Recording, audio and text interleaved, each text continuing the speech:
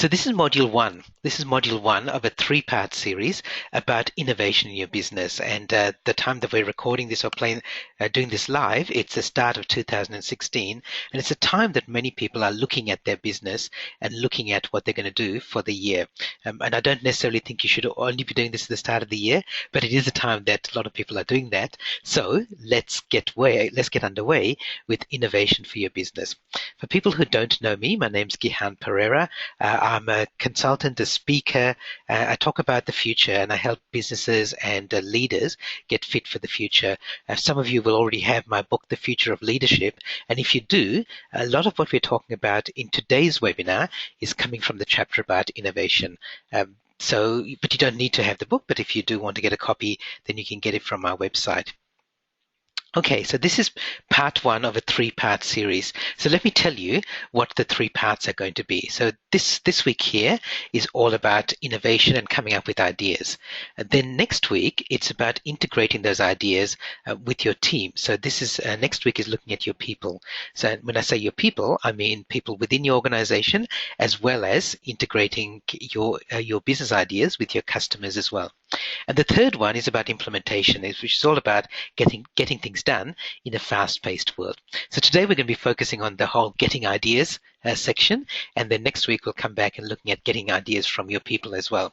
So let me start off, because this is all about getting ideas, with a little bit of a puzzle, because I want you to think. I really want you to think in this webinar series, and particularly in today's webinar, because this is all about getting ideas. So here's a little bit of a puzzle. So I've got these 4 cards here, and on 2 of them you can only see the back, and on 2 of them you can see the front of the card. And I'm going to make a statement, and the statement is, every red-backed card has a dragon on the other side. Now I want you to tell me whether that's true or false, and right now you can't tell me whether that's true or false, because you need to turn over some of the cards to see whether that's true or false. So you can turn over as many cards as you like, and my question for you is, what's the fewest number of cards, and which are they, that you have to turn over to be able to tell me for sure whether that statement is true or false? Okay, so let me give you the first one. Obviously, you have to turn over card 1, because if it doesn't have a dragon on the other side, you can say, yep, it's definitely false. Okay, so what's the minimum number of cards that you need to turn over in order to be able to tell me absolutely whether that statement's true or false? I'd like you to think about that, and if you've got an answer, just type it in the question box. So you might say things like, 1 and 2, or 2 or 3. I actually want to know which are the numbers of the cards you need to turn over. And I'm looking for the minimum. Obviously, you could turn over all 4 of them. Okay, so I can see some answers coming in. I can tell you that nobody yet has got the right answer. So if you've already answered and you want to have another go, then please do.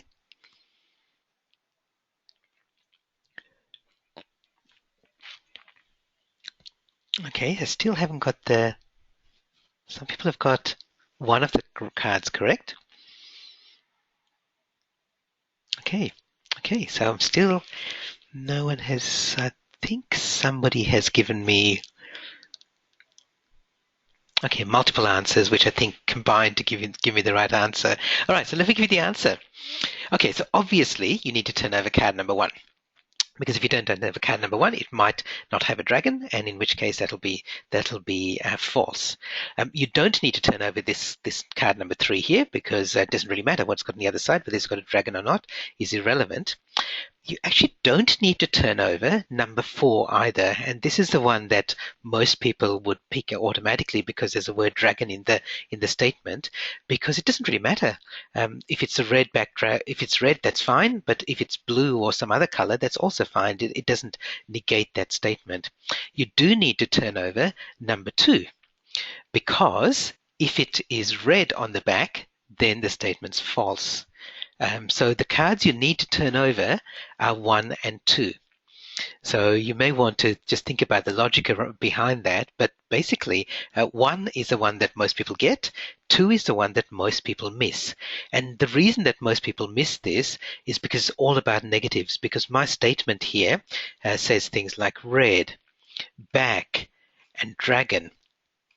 And if you look at card two, none of those words apply to card two. So we kind of miss the things that aren't obvious and in front of us. So if there's something in front of us, we can look at it and go, yeah, that's true, that's false. But there may be some things that you don't see, but could still be important. And I guess it's a metaphor for being innovative today and looking at what's happening in your business. It's easy to look at the risks and the opportunities and the threats that are in front of you, but it's sometimes not so easy to see the things that aren't in your vision. So what I'd like you to do is just expand your thinking today to include the things that also you don't see in front of you. And there's so many things around you now that fall into that category. Okay, so let's look at what we're going to look at in terms of becoming more innovative and finding ideas. And I'm going to break this down into two things, because we're all in business, or we're all leaders within organizations, and we have to do things that are practical as well as things that are ideal. And sometimes the practicalities get in the way of the ideal. So we're going to look at two things here. So we're going to look at having our feet on the ground and what sort of ideas that are we going to get that we can manage right now. But also later in the webinar, I want you to do some bit of blue sky thinking. So you kind of like break all the rules. Imagine if you had all the time in the world, all the money in the world, what could you do? All the resources that you need. We're going to focus mostly in this webinar today on managing now, because as I said, I want to make this really practical. I want to give you things that you can take away and put into place, rather than things that you go, okay, well, that sounds great, Kehan, but I just can't do that. However, it is worth looking at that as well, because otherwise you might miss some of the big opportunities if you're just looking at what's possible now. Okay, now in module 3 of this webinar series, I'm going to talk about implementation, as I said. So it's going to be about how to actually get things done. However, I would also like you to think about things that are going to happen, ideas that you're going to get from today. So don't wait until module 3 to actually get some ideas and put them into action. So just to give you an overview, managing now is going to be fast, flat, and free. And thinking ahead is going to be about the opposite of that, which is slow, bumpy, and expensive. I'll explain what those mean as we go, but that might just be some key words to keep in mind as we go through today's webinar for you. Okay, so what I'd like you to do is think about every idea that you write down today. Decide whether it's going to be something that you can do immediately, whether it's something that you're going to do in the next couple of weeks, or whether you're going to put it aside and make it a 90-day project. And in module 3, I'll talk about how to get those 90-day projects actually done, because I think that's the key to goal setting in our fast-paced world now. Rather than setting 12-month goals, set 90-day projects. So we'll get to that in module 3, but I'd like you to today to make a whole list of the sort of things, the sort of ideas that you might put into place. All right, so let's look at this idea of fast, flat, and free. So our world is fast, flat, and free. So those are the three big changes that are happening in the world. So let me explain what I mean by that. Fast means that things are getting so much faster. Technology means that things are moving faster. Some innovation that's happening means that things happen a lot faster. And of course, change itself is happening a lot faster as well. Flat is probably the one I need to explain the most, which is saying that we're flattening things, we're breaking down hierarchies, we're removing obstacles and barriers. Customers now have much more input into our process. We're much more global. We don't need passports to be able to, you don't need passports and visas to be able to employ somebody in another country, for example. You can have meetings remotely because we've broken down those sort of barriers. Organizations have much flatter hierarchies, and Gen Ys don't necessarily respect you just because you've got a better job title or grey hair. They believe that they've got as much to contribute, and they do. We've become much more social, so customers are interacting with each other, not just with us. So those are some examples of flat.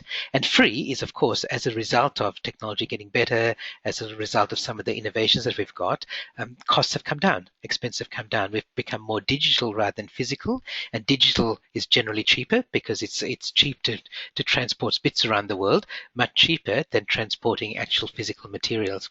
We're collaborating more, which means that that drives prices down as well. And customers and clients have much greater buying power now, and many more opportunities to buy, because we're not, you can't rely on just working in a small protected market anymore. Let me give you a couple of examples of that. This is, by the way, what we're going to talk about in the bulk of today's webinar. I want you to get some ideas around your business about how to be faster, flatter, and freer. So let me give you a couple of big examples around this, and I'm not suggesting that your business will be able to do either of these two things, but let me give you, to show you examples of organizations or even people who have become fast, flat, and free. So in healthcare, this is a really good example that illustrates all three: fast, flat, and free. So previously, if you had a heart condition, you'd have to go to your specialist every 6 months or so to do an expensive series of tests, which includes ECGs and all those other things. So it's expensive. It's intrusive, and it can only be done by experts. But now there's this thing called a live call, which is something you attach to your smartphone, and you can do an ECG yourself. This is an example of somebody demonstrating it, but you can actually do it yourself. Attach it to your smartphone. It does hold it close to your body. It does a test, sends it off wirelessly to a remote monitoring center, and if there's any irregularities, then they will notify you. So that's something you can do yourself. It costs about $1 a day, and the real power in this is that it's now gathering this. The software company behind this is gathering information from millions and millions of patients and people around the world, and they actually predict that in 10 years' time, the software will be smart enough to predict things like heart attacks and strokes before they occur, because of all the data they've collected and the patterns that they've seen. So this is something that used to be slow, bumpy, and expensive, and now has become fast, flat, and free. So that's something that took a lot of investment of technology to make happen. Here's one that took a little bit less. This is Charlie's Crafty Kitchen, and these are two little Aussie kids. Charlie, 8-year-old Charlie on the right, and her 5-year-old sister Ashley on the left. They run one of the world's most popular food and cooking YouTube channels. And what they do is they just show kids how to make kids stuff, kids food like popsicles and things like that, and little cupcakes and things like that. And because they're so popular, they can Google allows them to advertise on the channel, and as a result of it, they actually earn money from it. And we're not talking about pocket money. These kids are earning $140,000 in advertising per month. Per month. Okay, so this is somebody who has, the thing is that 10 years ago they couldn't have done this because there was no YouTube. They'd have to create a show on a TV channel, and because TV used to control, it used to be in order to be able to reach the masses, it was slow, bumpy, and expensive, and there are very few channels to get to people. It cost a lot to do it, and it took a lot of time to produce. But here are two kids who just sit there with a webcam or some sort of camera, and they can create this on YouTube and create a very successful business for themselves after hours. And then they go to preschool and primary school, and they sit there being told by teachers to sit down, shut up, and being told what to do. But this is the sort of thing that is possible nowadays. Okay, so what we're going to do is look at these three areas. How can your business be faster, flatter, and freer? Okay, so let's look at those areas one at a time. The first one is, what can we do faster? And I'm going to give you 8 questions that you can ask yourself, and I'd love you to take this recording and also ask your team about how we can make our business processes faster. Our business faster, doing things like looking at our processes, our systems, our standards, and maybe even things like automation, which will make things faster. So the way it's going to work is I'm going to give you these 8 questions, and I'll explain what each of them means. I'll give you some examples just to get you thinking about what sort of things I have in mind. And then I'll give you time to work on them yourself. So, and I'll only give you a minute, but a minute of silence. But a minute of silence for a professional speaker is a long, long time. However, by the time we get through it, you'll actually have about 5 minutes of thinking time to actually think about ideas. So the minute for you to actually is just for you to write down the ideas. Okay, so we're going to do this for each of the 3. So the rest of the webinar is going through faster, flatter, and freer. So let's start with faster. Okay, so broadly the things you're looking at are things like, as I've said here, processes, systems, your sort of quality standards and automation. So let me show you some of the questions that you could ask. Okay, so by the way, these questions are in the handout, so you don't need to write them all down as we go. And when I give you the time to think about them, I'll keep this slide up on the screen. Okay, so just think about in your processes, are there any steps that you can get rid of? Um, are you making things more complex than they need to be? And it doesn't, so this is kind of broader than just a process. What shortcuts are people in your organization taking? So are there any hacks that people are doing which you go, oh, that's really good. Maybe we should include that in our processes. What are we doing only because it's always been done that way? And especially for established businesses, established organizations, this is one of the biggest traps. You sometimes get sideswiped by startups or entrepreneurial people who haven't done things at all, and so they don't have those problems. What if this wasn't perfect? Can you lower, and I'm not saying you have create shoddy stuff, but can you lower your standards because you're aiming for impossibly high standards? Are there any problems that instead of fixing the problems, you can prevent them from happening in the first place? How can we involve our customers earlier in the process?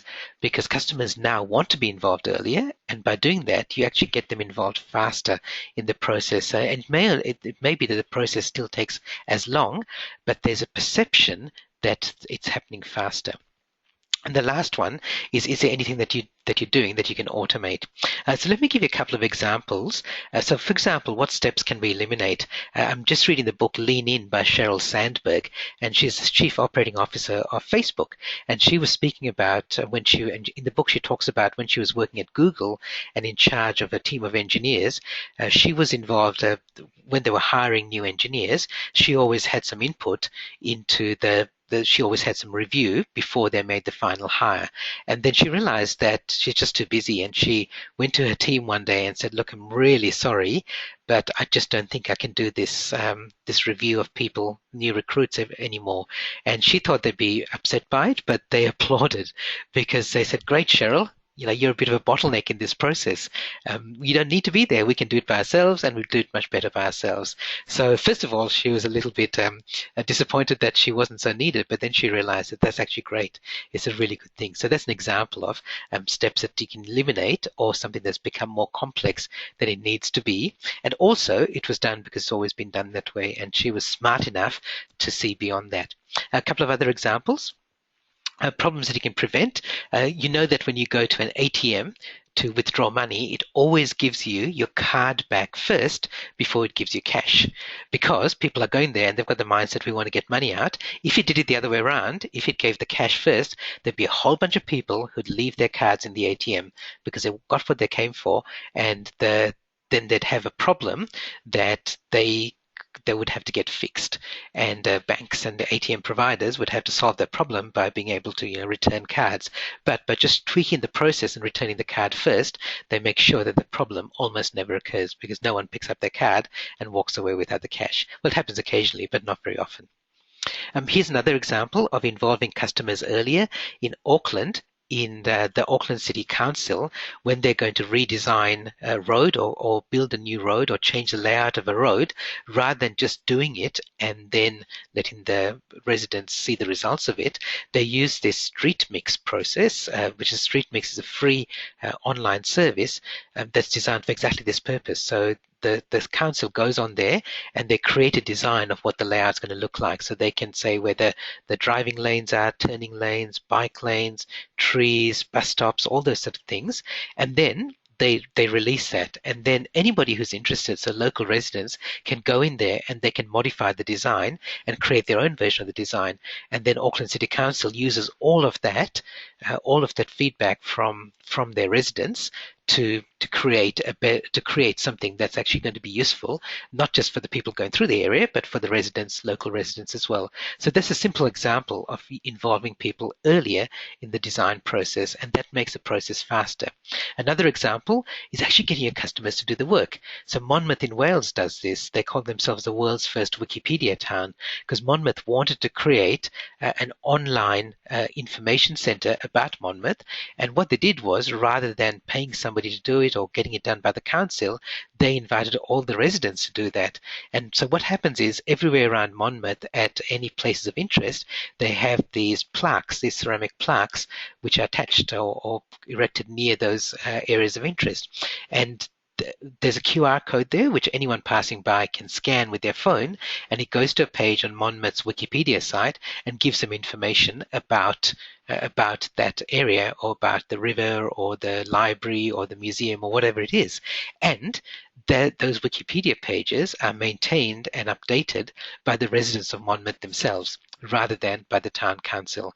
So all the work's done by the local residents. This is the woman who creates the ceramic plaques. They even do this with books in the library, not with ceramic plaques, but with little stickers with QR codes for books of historical interest or talking about the history of Monmouth. Again, you can scan a QR code and go to a web page, which is a page on the Monmouth Wikipedia site. So again, they've made this process faster by asking their customers to do the work. And the customers want to do it. The residents, they love the area, they're passionate about it. So of course, they're willing to do it. Okay, so here are the 8 questions again. What can we do faster? I'm going to give you a little bit of time to write down or to come up with some ideas for yourself. And you don't need to write them in the question box. I will ask you to share after the minute, but I want to give you a minute to work on these yourself.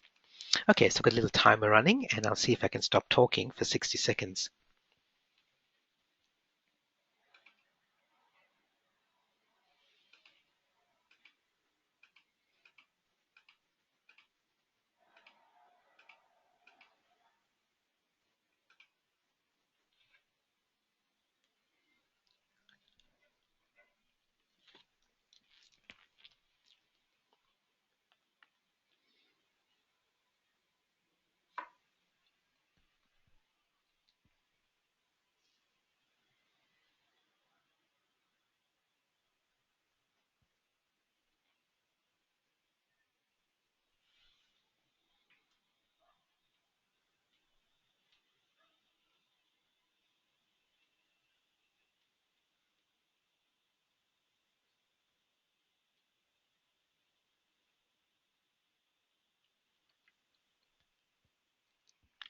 Okay, so I hope you've got some ideas written down. What I'd like you to do now is share anything that you'd like to.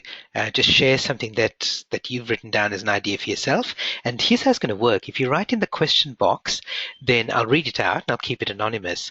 If you have a microphone and you'd like to share it out loud, then just raise your hand and I will turn your microphone on and you can answer or you can speak out loud. I prefer to have people speaking out loud, but if you just want to write in the question box, then feel free to do that. So while you're thinking about that and while you're typing, as an example, this one here, what shortcuts are people taking? So I realized this in my own business. I started off in business running a web design business, and it was just me to start off with, and I was supporting all the clients myself. And then more recently, I have some contractors that I've used to actually support clients, and one of them, Ray, is fantastic. She's fantastic. She's the one who does all our help desk work now, and so I gave her my systems and processes that I was working with. But I found that in seeing some of the replies that she was making to clients, she was actually doing some really clever things, some really clever shortcuts, which I hadn't considered, or maybe I considered and done it the long way around because I thought, oh no, I need to be perfect.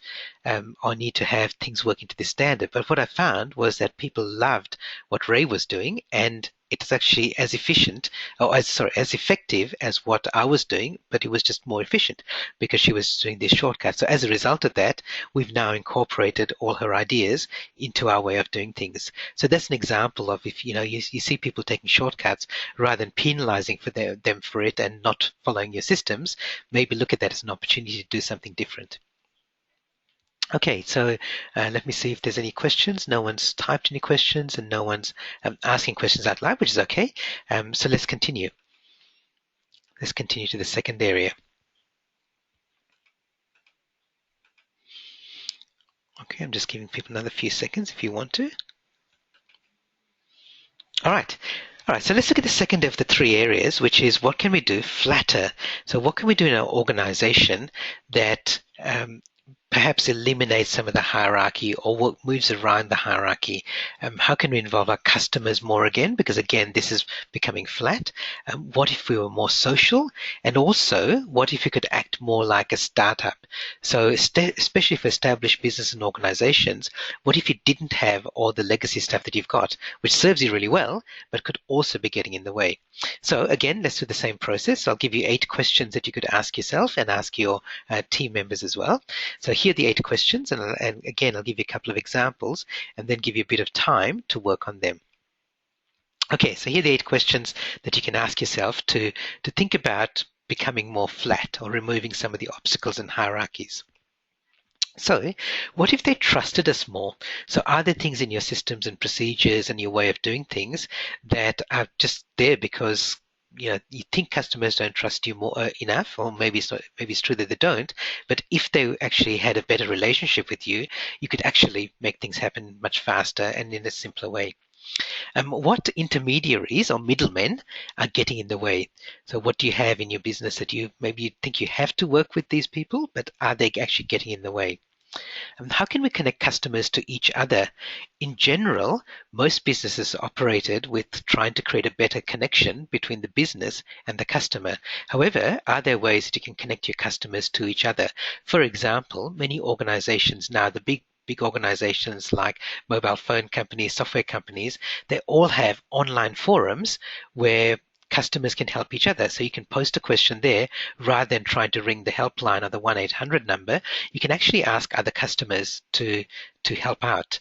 So and those things are really big because it means that customers are actually getting help from other customers who are using the product, not only getting help from the organization themselves. In fact, I heard, and I haven't been able to track this down, I heard in a podcast about one mobile phone company in the UK that even that has this online forum, and if customers help other customers, the people who help actually get free minutes and free extras on their phone plan for being helpful. So how can you connect customers to each other? Think about who else could be doing your selling on your behalf, because it doesn't only have to be the people within your organization. I'm speaking to the Franchise Council of Australia in a presentation next month, and they've got franchisors who make all the decisions generally about how the franchisees work. But one of the really important, one of the benefits of having this franchise arrangement is the franchisees have really great ideas as well, which if the franchisors would be willing to listen, they could actually really accelerate because they're talking to the people who are actually buying. They're actually talking to the customers. Now that's quite a strong relationship, but there may be weaker relationships, weaker partnerships that you create. For example, you may be able to create some sort of affiliate arrangement where people refer customers to you and they get a commission, or maybe they don't get a commission. Maybe you have some sort of a reciprocal arrangement with them.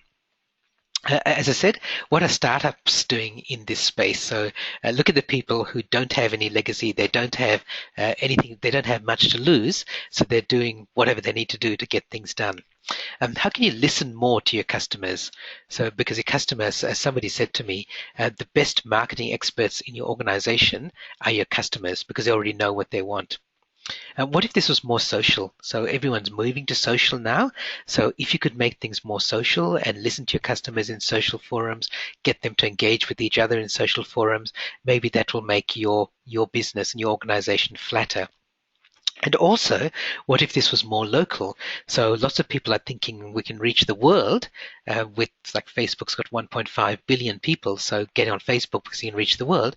But sometimes there's a benefit to being more local as well. Okay, so let me give you some examples of these organizations who are doing this just to get your creative ideas going. Okay, so here's an example of an organization called Granny's Finest, which is an organization in the Netherlands where they actually help customers help each other. And I gave you the example of the mobile phone companies with their online forums. Here's one that's taken this a little bit further. They're looking at 2 demographic groups. They're looking at grannies, so seniors who are retired, and they're looking at the young Gen Y. So they're looking at young fashion designers who are and they're looking at these the seniors, and they work together. They pair them up. So young fashion designers create these designs which are meant to be knitted, and they pair up with a senior who is an absolute expert at knitting, and they work together to create designs that are actually practical, feasible, and they create the designs and they sell them on the website, and everyone get involved gets a share in the revenue from that service. They also work with young, talented Gen Y marketers and social media people and designers, actual online digital designers, to do the marketing and to spread the word about the business. So it's really involving everybody in the business. So they're not employees, but they're involved in the business. Okay, another example is listening to your customers is this one in Seoul, South Korea. The local council, and I can see some people on this webinar who are from council, so this might be relevant to you. The local council decided they want to hear more from their residents, so they've erected in an open space this giant ear that anyone who's walking past, if they've got a comment, a complaint, or a compliment, can lean over and speak into this giant ear, and their message to the council gets recorded and played back. And it doesn't just get played back in council meetings, it gets played throughout big speakers in the equivalent of their city hall or their council offices. So everyone walking in can hear what their local residents are saying. Now, you may not want to go that far to make all your comments public. However, just keep in mind that that's already happening. With things like review sites online, people are already making public comments about your business, your organization. So are you listening to them? And are you providing a mechanism for people to be able to say what they want to say? So your customers, your clients, your residents, your stakeholders, are you listening to them?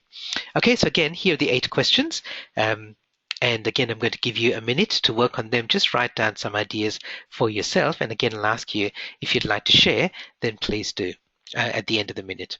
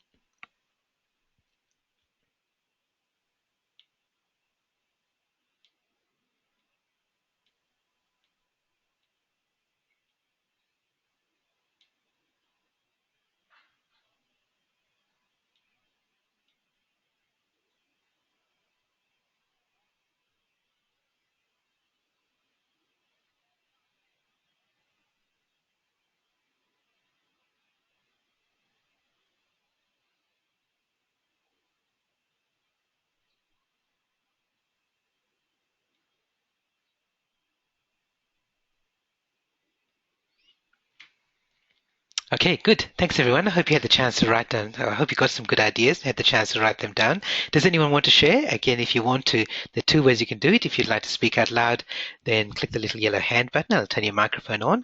If not, I can see some questions, some comments coming in the question box. So if you've got some comments that you'd like to make, then type them in the question box. As I said, I'll keep them anonymous if they're typed in the question box for no particular reason except that these are your ideas. Okay, so let me show you the list again so that it probably makes more relevant. Okay, so bypass an agent. Okay, so I think that one is about middlemen getting in the way. So if you are working with agents, then consider whether you actually need to. And if you are an agent, then consider what value you're offering that your customers wouldn't get if they weren't working with you. So the middleman thing is a bit of a double-edged sword. So sometimes the agents can add value, but sometimes they get in the way. Okay, customers could sell on our behalf. Great. Okay, good. This is somebody who's saying that they could do that. And you're absolutely right. So the people who are best going to sell your products are your customers, especially your advocates, the most loyal customers you've got. They love it. They enthuse about it. And also they do it in an authentic way. So people know it's not just advertising, but it's actually people who love the product and they're willing to recommend it. The other nice thing just riffing on this idea that customers can sell on your behalf, is that we kind of like birds of a feather flock together. We tend to hang out with people like us. So if I like something, then and I talk about it to other people, chances are they're going to like it as well. And we like to think that we're all unique and we're different and we stand out from people around us, but the research shows that we're not. So, for example, I bought one of those NutriBullets just before Christmas, and I've been talking about how good it is to people in my social circles, and there's a good chance that many of them will go out and buy one as well, simply because we tend to like the same things, even though we may never have talked about that before. Okay, so another comment, we could listen more by running online events for them. Yeah, great. Great. Let me just add one other thing for that. If you're already running things like either online events or other sort of client loyalty events, one of the best things that you can do is you're offering them as a special, as a bonus for your existing customers and clients. And one of the best things that you can do is invite them to invite somebody else. So give them a guest pass. I quite often do that for my webinars. If I run a webinar, a private webinar, say for my eGurus members, they know that they can invite somebody else if they want to. And by the way, if you didn't know that, and your eGurus members online today, then please know that you can do that. If you want to invite somebody else, please pass it on, because I trust the relationship that I have with my customers, and I trust that they will be respectful of inviting other people along without abusing that invitation. Okay, here's another comment. Podcast with customers. Yeah, listening to them and enabling them to share with other customers. Great. Yep. Yeah, and customers might connect with each other via online events. Yep, and it doesn't always have to be online either. It could be with offline events as well. So this idea of connecting customers with each other is really big. So please do think about that, and also this idea of more social. So how do you take advantage of the fact that people are in networks and how can you take advantage of that? As an example, if some of you will be old enough to remember the days of Hotmail, Hotmail was one of the first email services that was around for many people, and the way that Hotmail got many of its subscribers was, I mean, it was free, but it worked on advertising. And the way it did it was that every time you sent out an email from your Hotmail account, at the bottom it said something like, powered by Hotmail, with a link to the Hotmail website. So if somebody wasn't on Hotmail and they got an email from somebody who was, they might click that link and then they might choose to get a Hotmail account. And that's really how they grew. They grew their network, and that was before social media. But just think about how you can do that now. How can you make whatever you're doing, how can you bake social into it so it becomes part of the process? Okay, I can see more comments coming in, which is great. Yeah, Facebook page for customers. It's done frequently now. Yeah, absolutely, that's right. By the way, I'm hearing also that when you're thinking about a Facebook page, also think as an alternative. Maybe a Facebook group might be an alternative to a Facebook page. Because the way that Facebook's working now, Facebook pages are becoming a lot more one way. So they seem to be from the organization out, and there's much less interaction from customers coming in, but from fans or whatever, the followers. But a Facebook group is much more of a forum, a collaborative effort. So just keep that in mind. Another comment, refer my customers and even competition through referrals of mutual benefit. Yeah, great. Yeah, okay. Great. Okay, I won't add any more to that. I'll just read that one out.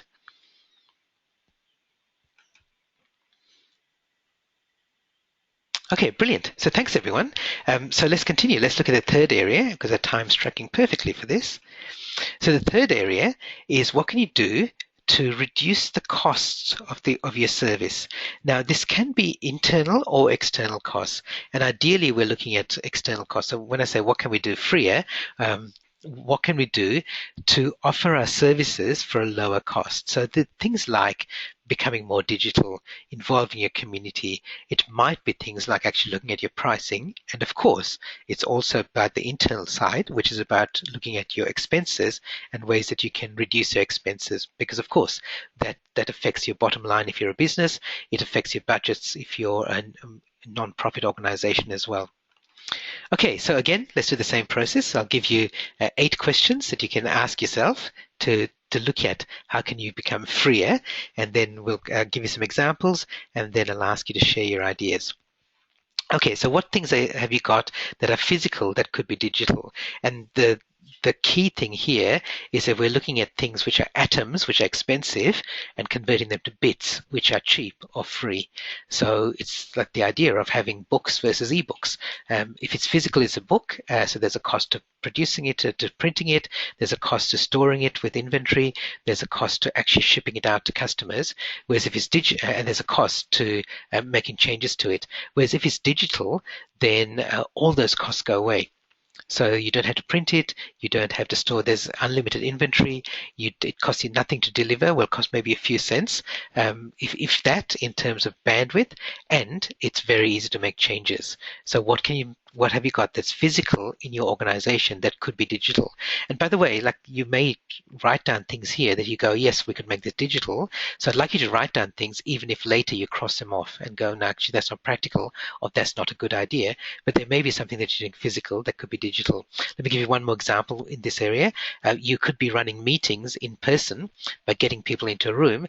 Well, maybe some of those meetings or all of those meetings could become digital online video conferences, so that you overcome all the costs of getting people there, and just make it completely digital where they could do it from their desk.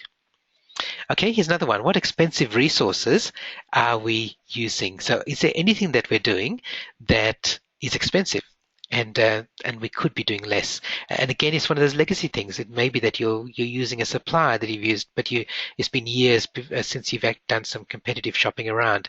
It could be something that you've got that's a piece of a capital expenditure that you've made that you shouldn't be doing. Just as a slightly light-hearted version of this, I was helping my partner Nikki with her reticulation system last weekend, and if you ever work with retech, you know it can be very frustrating. And we got to the point where we just couldn't get one of the sprinkler heads to work, and so she went off to Bunnings to get a new one. And while she was away, I managed to fix it. She came back, and she had this new one, and I said, well, it's working now. She said, oh, look, can we use this new one? I've just spent $10 buying it. I'd like to use it. Now, again, it's one of those things where you go, no, we don't need to use it. But sometimes people feel like they have to justify the cost. But remember, it might be a sunk cost. Next one. What should be in the cloud? So the things that if you can make online and make them available in the cloud, so they're accessible from everywhere, then maybe often that means that you can reduce your costs. For example, when I put my accounting software, I moved from MAOB, which is a very popular accounting package, but it was running on my PC, to Xero, which is running completely in the cloud. That means that my accountant now has access to it immediately, so it reduces my accounting fees for the year, which is always nice. It means that I can outsource that to an online bookkeeper who has experience with that software, and again, that can reduce my costs and just make me more efficient. And what can you outsource? That's an example of that. What can you crowdsource? So that's an example of asking your customers for ideas. So there's some formal crowdsourcing sites, but you don't need to do that. It's coming back to what we said earlier, listening to your customers and getting all their ideas, like Wikipedia, like Monmouth did with their Wikipedia site. Here's an interesting one. How could we offer it free to 90% of our customers? This model is called freemium. So the idea is that 90% of your customers get a free version, and then there's a premium version, hence the name, which 10% of customers are going to buy. I'll show you some examples later, but I'm sure you've seen them. How can we turn it into a subscription? So are you charging upfront a high fee for something where you could now instead charge a subscription? So you charge a lower monthly or annual fee, knowing that you can get an ongoing revenue stream, but B, that you can make it available to more people, so you're going to make it up on volume. And then again, I'll ask the question, how can you make it more social? Because making it social can reduce the cost, because you're now opening up your business to so many other people who can sometimes do the work for you. Okay, so let me actually ask you a question, and this is one that you don't necessarily have to answer out loud, but what should you move into the cloud? So is there something that you should have that you've got currently sitting on your desktop, sitting in your office, that should be moved into the cloud. Because if you do that, you can't, even if you don't see immediate value from it, you're preparing yourself to be fit for the future where some of those things like outsourcing and crowdsourcing and distributed work are going to become more relevant. So sometimes it's worth biting the bullet and saying move it to the cloud.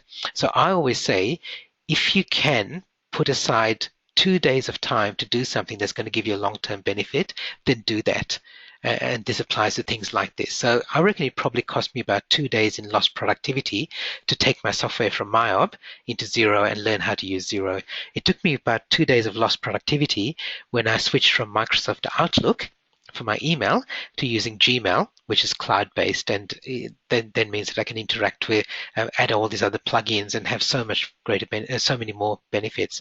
So I reckon 2 days is a worthwhile investment if you're going to get it, if you're going to get back the long-term benefits. The trouble is, it's hard to justify to say, oh look.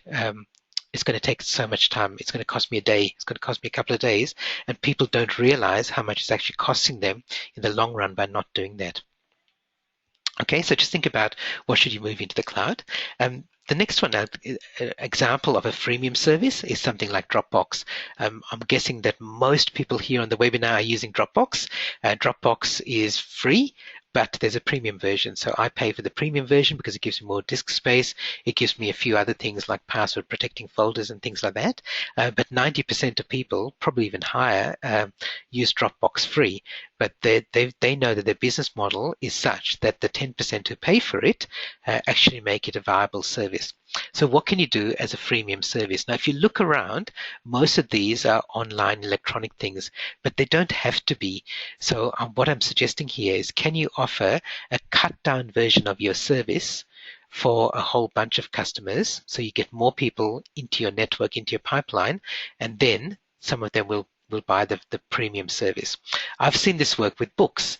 So some people will buy my book, The Future of Leadership, and they'll get some great value from it, which is a $30 book. And that's all they want. And that's all that their budget affords, that's all their circumstances allow, that's all they need at this stage. But by buying that, they get a little sample of me, and then they might buy some of my other services. So it doesn't have to be it doesn't have to be exactly free, but can you offer a cut down version of your service that then you can then get people to upgrade to the premium version. Here's another one where it's coming back to the point about how can you make this more social. This is an insurance company that helps people who have a good social network. And the way they do it is not just saying how many followers they have. What they say is, if you'd like to get car insurance and group together with people who are with similar driving records to you, then you can reduce your premium on your car insurance. You can do this one of two ways. You can either get together with a whole bunch of your friends and say, we'll come in and we'll get insurance as a group. And they look at your driving records. And again, people are like, people hang out with people like them. So good drivers tend to hang out with good drivers. And so you can get together with 10 or 20 of your mates and say, we'll go in and get car insurance together. And this company will do the assessment on the group and will offer them a premium, generally at a reduced rate, simply because you're not being assessed with everybody in the population. You're just being assessed with people around you in your group. If you don't have 20 mates that want to do this, they'll actually pair you up with other people with similar driving history and driving records. And then again, you're kind of working together. And the idea is that your premiums go towards paying out any insurance claims. And if there's any money left over at the end of the year, then that goes into reduced premium for the next year. So that's a company that's looking at, rather than saying everybody, it's saying, okay, let's look at your small social group. Okay, so I'll give you a minute to work on these things here. I can see some comments and questions coming in, so I'll read them at the end of this minute.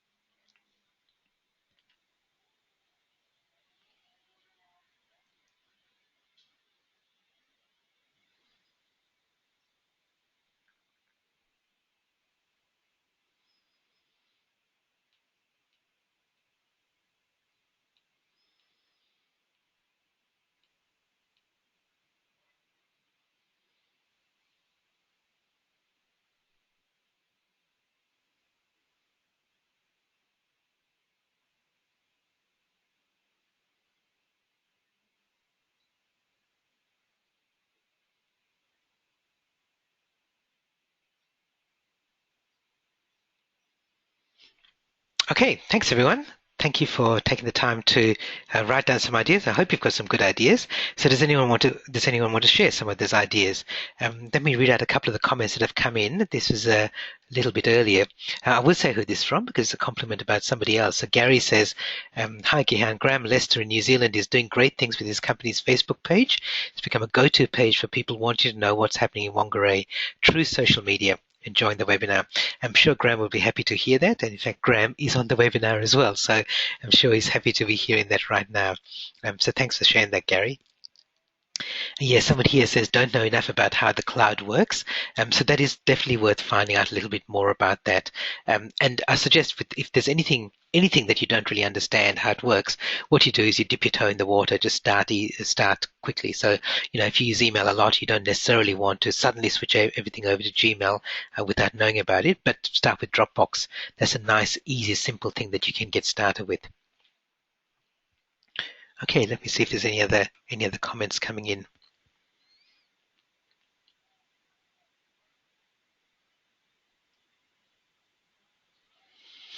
Okay, can you say something more about subscriptions? Okay, so the thing about this, and I think this is referring to the seventh question here, how can we turn it into a subscription? Okay, so for example, I used to buy Microsoft Word. Well, I still buy it. I don't have pirated copies, but I used to buy it up front. I used to go into Officeworks or Harvey Norman, buy it in a box, install it on my PC, and there it was running. So Microsoft Word, PowerPoint, Microsoft Office. And now it's available with this thing called Microsoft 365, where I buy a subscription version. So it costs me $10 a month rather than a few $100s up front. What Microsoft has figured out is that I'm probably going to keep it for long enough that they will get as much money, if not more, from me in the long term anyway. But what I've figured out is that by paying $10 a month and getting automatic upgrades and having it as a subscription service, it's a much better way for me to have the software that's not going to go out of date and become obsolete, which is what used to happen with the old version of the software. So is there something that you can do that you can turn into a subscription? So is there something that you've got that you can make rather than a one-off fee, you can turn it into a subscription? For example, if you're a conference speaker and you charge thousands of dollars for speaking at a conference, could you instead go to your clients and offer them some sort of monthly retainer where you do some consulting with them and you work with them on a monthly basis for what might be less than a conference fee, but as part of the retainer, you get to speak at their annual conference. So that's the sort of thing that you might be considering. So I hope that gives you an answer to the person who asked that question. There's another question here. Is the cloud a Google thing? Not really. The cloud, I just say the cloud is like the internet, but it's like having rather than having a disk drive on your computer, it's like having a disk drive on the internet. That's the simplest way of describing it. Now, some experts will be cringing at that definition and that description because it doesn't really encompass what the cloud's all about. But the way to think about the cloud is just like having a disk drive on the internet. And having it on the internet means that you can then access it from anywhere. So I can access it from my laptop, my tablet, and my phone. You can also selectively choose to give access to other people. So, as I said, by having all my accounting records online in the cloud, I can access it from anywhere. But it also means that I can give it out to a bookkeeper to do the day-to-day work, and my accountant can access it at any time as well. So that's basically what the cloud's about. And it's not just a Google thing. It's more of a concept of having a hard disk on the internet. Yeah, and somebody here says we've created a Google website for our staff only to access all of our documents. Yeah, exactly right. So this is an example of a Google specific example where Google has this thing called Google Docs where you can put all your documents online, and I do the same thing.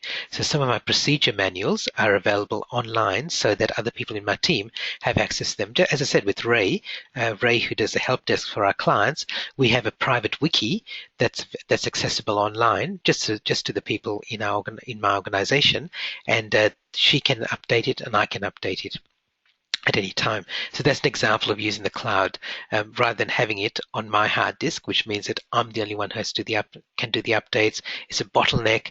It discourages innovation because other people can't work on it as effectively. Okay, any other questions or comments? Okay, fantastic. So let's continue. So what I want to do, as I said, what I really want to do today was to get you to think about this whole idea of fast, flat, and free. Now, I also said that I want to give you a little bit of a glimpse into this idea of slow, bumpy, and expensive, which is the more radical approach to your business and to innovation. So what I'd like to do is, the stuff that we've done today, I hope you've got some ideas that you can actually take and put into practice. But I also want to give you a little glimpse of something to think about for the week ahead. So if you like, this is homework before we come back and meet again next week. There won't be a test. I won't be asking you to share your homework. Actually, I will ask you if you want to share any ideas you got from the homework. But again, I won't be picking on you. But I do want, before we leave, I do want to give you the opportunity to just think a little bit about a little bit more radical than the ideas that you've got so far. Let me tell you what I mean by that. And we're not going to go into detail in this, but because it's difficult to think about this in the moment, in the constraints of a webinar. But I'd like you to leave you with this so that you can think about this in the week ahead. Okay, this is Dr. Jamie Harris. He's a dentist. And he created this business called Budget Dentistry. Now, Jamie came to one of my conferences. I ran a conference, I spoke at a conference for dentists about 5 years ago. And he came to this conference, and I was speaking about social media and technology, and he got a copy of my book. And I want to read out what this email that he sent me fairly recently in the last year. So he said, "You sent me a copy of your book. Sorry, but I only read one paragraph, but I was a changed man." And what he got from this, from what I said, one idea was the public were purchasing on recommendations of friends before even getting to us. It's a theme. It's something that I've alluded to earlier. And he says he applied this and he created, he's a dentist, but he became a social media marketing expert, and he created Australia's fastest growing dental practice. And he sold it now, but he says, "I will never forget the adrenaline rush in those heady days when the dinosaur changed to fly with the eagles." So the reason I'm sharing this with you is because I'm just so proud that somebody actually took action and actually got something done in such a radical way, but also because he chose to do something quite different. So quite different from his background, quite different from his business. What he created was a marketing business rather than a dental practice. And that's this whole idea of going from fast, flat, and free to slow, bumpy, and expensive. If you say fast, flat, and free is where the world's going, you can look at what's slow, bumpy, and expensive about our business and organization, and how can we fix that. Now, to be frank, what we've done in the last hour is doing exactly that. I didn't say that, but what we looked at was what was slow in your business, what was bumpy in your organization, what was expensive in your organization, and how can you make it faster, flatter, or freer.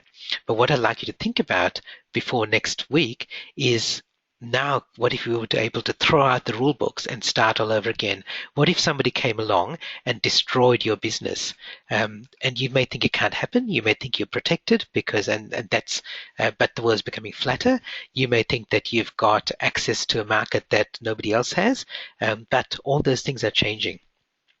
Just to finish you off with, to give you a little bit of inspiration, a little bit of a story of what happened to my business. I started off, as I said, in my business with web design, with a web design company. And this is what websites looked like in 1998. So I started in 1997. So in 1998, websites kind of looked like this. And at that time, web design was slow, bumpy, and expensive. So for a typical small business client, it would take about 3 months to build a website. So that's a slow part. It was bumpy in that only experts, like people with technical knowledge and the infrastructure and the software which they had to get and create, could create websites. And it was expensive. So we charge about $5,000 for a website. And then things got better. So things got faster, technology got better.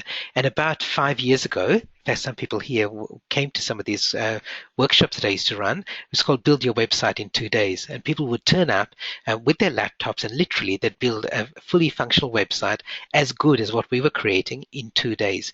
And we charge about $1,000 for that workshop. So it was $1,000 in 2 days. And then A few months ago, people in my eGurus community will know this.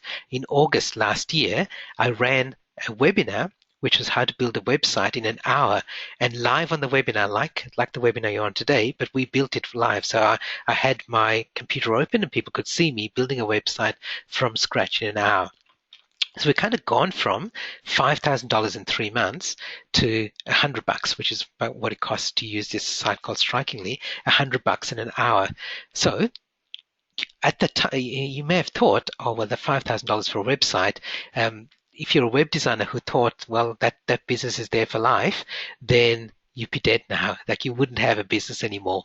So imagine if you've got something for which you charge thousands of dollars and it takes some time to implement. What would happen if suddenly somebody else came along and said, we can do this for $100 in an hour, and you've been charging $5,000 and you've been doing it over 3 months? Okay, that's what's possible now. Now, you may not know how that's going to happen. Just believe that it is possible and that might happen.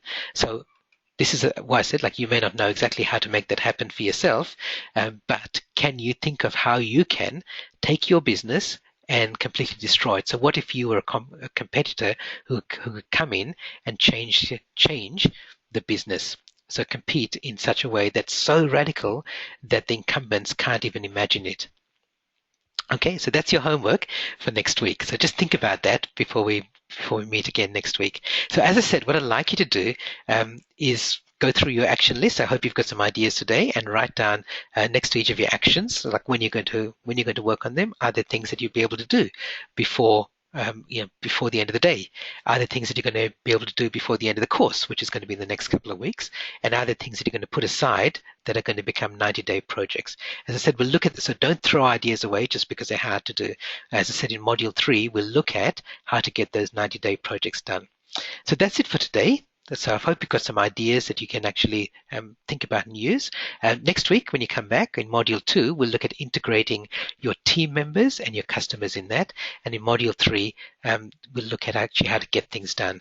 Please do email me if you've got any questions or comments during the week. Part of the value of having this running over 3 weeks is that it's not just 3 one-hour webinars, it's also the time in between that. So please email me if you've got any questions, comments, if you want to run any of your ideas past me. Thanks very much for attending, and look forward to hearing from you during the week, and definitely seeing you on the webinar again next week. Thanks everyone. Bye for now.